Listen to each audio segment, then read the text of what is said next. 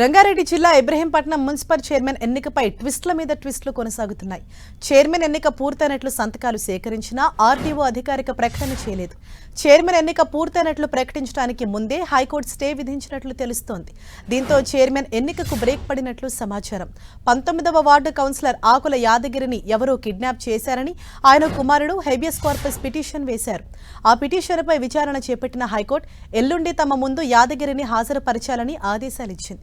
అప్పటి వరకు chairman ఎన్నికపై stay విధించింది. ఇదే సమయంలో అనూహ్యంగా ఇవాళ కౌన్సిల్ సమావేశంలో యాదగిరి ప్రత్యక్షమయ్యారు. దీంతో ఎల్లుండి ఏం జరగనుందనే దానిపై ఉత్కంఠ నెలకొంది.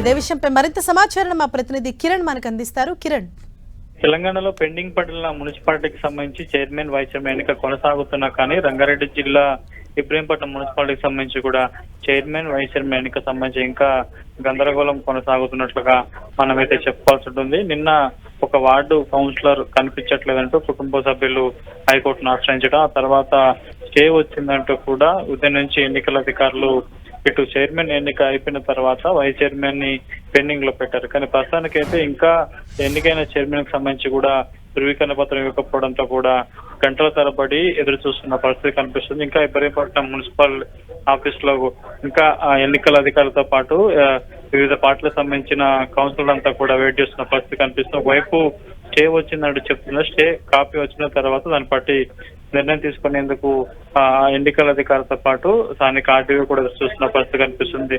నిన్నటి పరిణామాల నేపథ్యంలో ప్రస్తుతంలో అయితే ఇబ్రహీంపట్నం మున్సిపాలిటీ పరిసర ప్రాంతాల్లో కూడా 140 సెక్షన్ విధించారు. దీని నేపథ్యంలో భారీగా పోలీసులు మోహరించిన పరిస్థితి కనిపిస్తుంది. వైపు ముందు నిన్న కొన్ని పరిణామాల నేపథ్యంలో ఈ రోజుకు వాయిదా పడ్డ చైర్మన్ వైస్ చైర్మన్ ఎన్నిక ఉదయం 11 గంటల ప్రాంతంలో కూడా తిరిగి కాంగ్రెస్ కౌన్సిల్ రహస్య ఓటింగ్ నిర్వహించాలంటూ పట్టుపడడంతో కాసేపు గందరగోళం నోటు చేసుకుంది. కానీ తర్వాత చైర్మన్ ఎన్నిక జరిగిన కొద్దిసేపటికే హైకోర్టు స్టే అయిందంటూ వార్తలు రావడంతో కూడా అర్ధాంతరంగా నిలిచిపోయిన పరిస్థితి. ప్రస్తుతానికి అయితే ఎటో తేలకుండా కూడా ఇటు ఇబ్రహీంపట్నం మున్సిపాలిటీకి సంబంధించి కూడా చైర్మన్ వైస్ చైర్మన్ ఎన్నిక ఉన్న పరిస్థితి ఉంది. కాబట్టి దీనికి సంబంధించి అంటే ఈ రోజు చైర్మన్ ఒకవేళ సంబంధించిన ఎన్నిక కొనసాగినా కానీ వైస్ చైర్మన్ సంబంధించి కూడా మరొక తేదీ ప్రకటించే అవకాశం ఉంది. కాబట్టి పూర్తి స్థాయిలో అందుకు సంబంధించి ఇప్పుడు ఎలాంటి నిర్ణయం తీసుకున్నది ఉత్కంఠ నెలకొన్న పరిస్థితి.